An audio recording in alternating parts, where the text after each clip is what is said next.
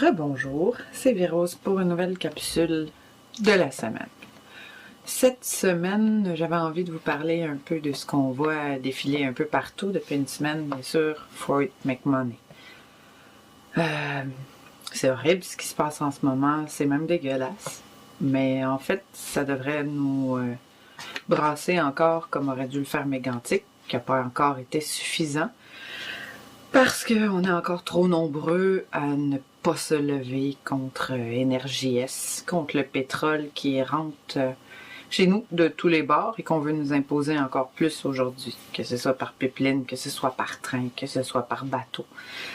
Ça crée des environnements qui sont de simples bombes à retardement. Donc un banal feu de forêt qui arrive un peu partout et qui est en fait nécessaire à la nature et au renouvellement, peut devenir, comme on voit là, un réel chaos.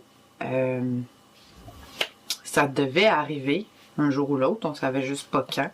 Mais quand une province ou un pays mise aussi sur une simple culture, dans le cas de l'Alberta, c'est le pétrole, ça finit par les rattraper quand celle-ci tombe, comme c'était avant le feu, et là c'est encore pire.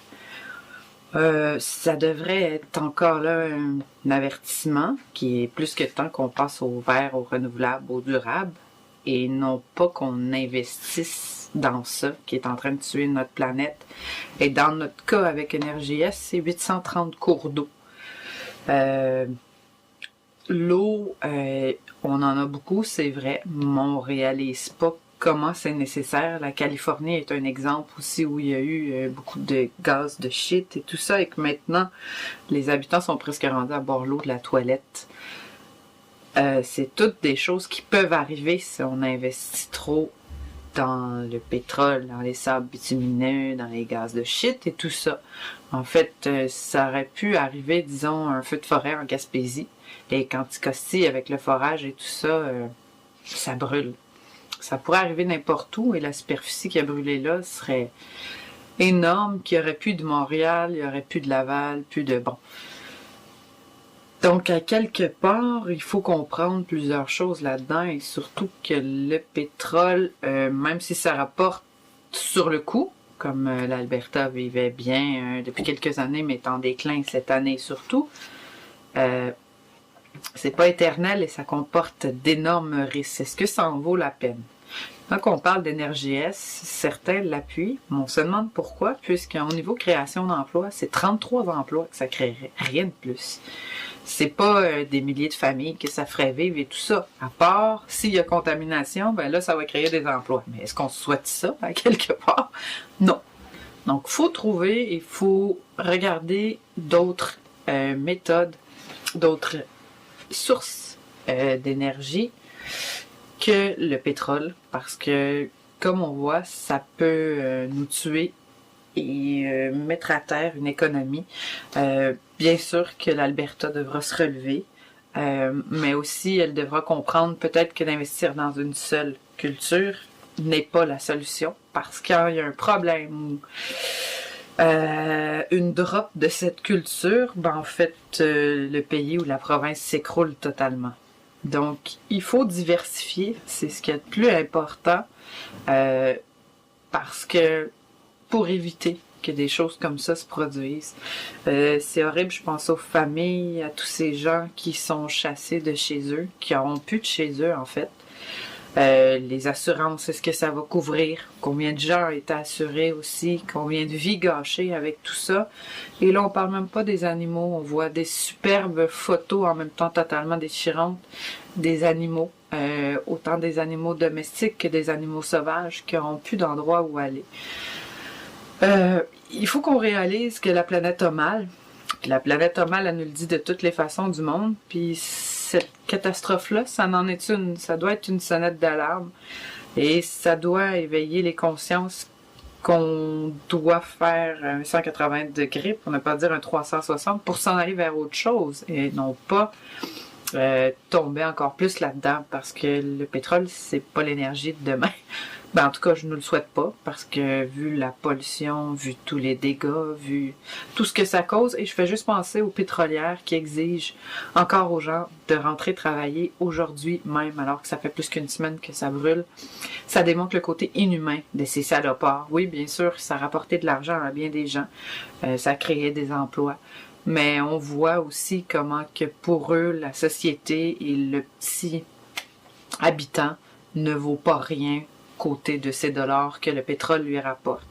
Donc ce côté inhumain-là aussi de ces multinationales-là, de ces géants du pétrole et de tout ça, est à vomir. Est-ce qu'on veut grandir dans un environnement comme ça encore, encourager encore plus le 1%, qui en ce moment est même pas presque touché par ce qui se passe là-bas, alors que combien de gens n'auront plus de chez eux, n'auront plus d'emploi, n'auront plus d'animal domestique, n'auront plus d'école, n'auront plus...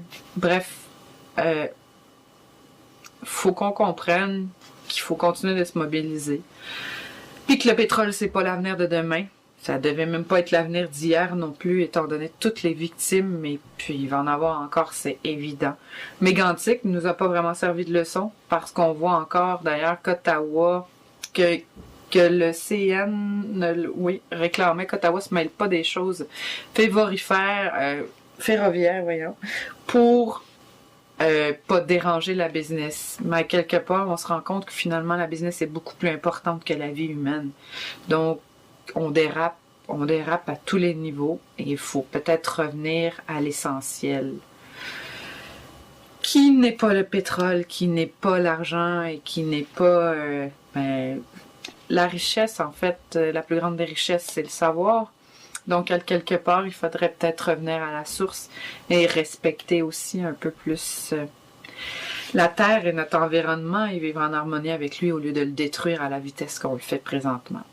Sur ce, j'ai dit bon courage et j'espère qu'il pleuve énormément à Fort McMurray et à tous ces environs-là, que ça refroidisse, que la qualité de l'air revienne. C'est beau de voir l'élan de solidarité par contre, mais il faut aussi faire attention parce qu'il y a toujours des imbéciles de profiteurs dans ce genre d'histoire-là. Garder le cap et surtout souhaitant que tout cette horreur-là serve d'apprentissage pour le futur, à ne pas répéter les mêmes erreurs encore une autre fois et que l'argent direct, l'argent tout de suite qu'on pense faire avec le pétrole est peut-être pas la meilleure des solutions si on veut cohabiter avec la nature et respecter un peu plus l'environnement pour que notre terre ne réagisse pas encore de la sorte parce qu'en ce moment de plus en plus de tragédies comme ça vont avoir lieu. C'est pas la première, c'est pas la dernière, c'est juste que celle-là est près de chez nous.